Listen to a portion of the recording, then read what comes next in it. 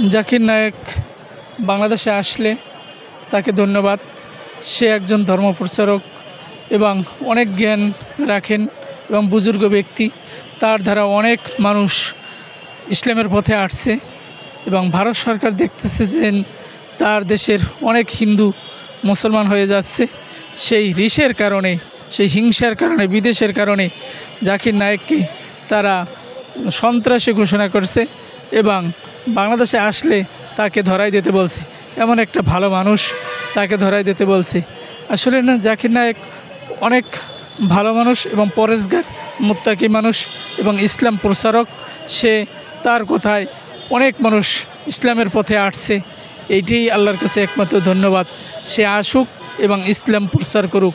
তার দ্বারা যেন আল্লাহ তাআলা ইসলাম প্রচার করায় এবং অনেক মানুষ যেন দিনের পথে আসে, এটি আমরা আশা করি। ভারত একজন হিন্দুত্ববাদী দেশ। তারা কখনোই চায় না তাদের দেশে মুসলমান কায়েম হোক। তারা চায় না কখনোই, তারা সবসময় মুসলমানের বিপক্ষেই ছিল। এই পর্যন্ত আমরা ছোটোবেলাতে যা দেখে আসতেছি, তারা মুসলমানের বিপক্ষে নিয়ে যে কোনো কাজে কলাপে তারা বাধা সৃষ্টি করে। তো জাকির নায়েক যখন ভারতে আপনার যখন ছিল, তখন তো ওনার হাত ধরে বহুত হিন্দু মুসলমান হয়েছে। হয়তো ওই কারণে ওনাকে একটা সন্ত্রাসী আখ্যা দিয়া ওই দেশ থেকে বিতাড়িত করা হয়েছে, এটাই আমাদের ধারণা আর কি।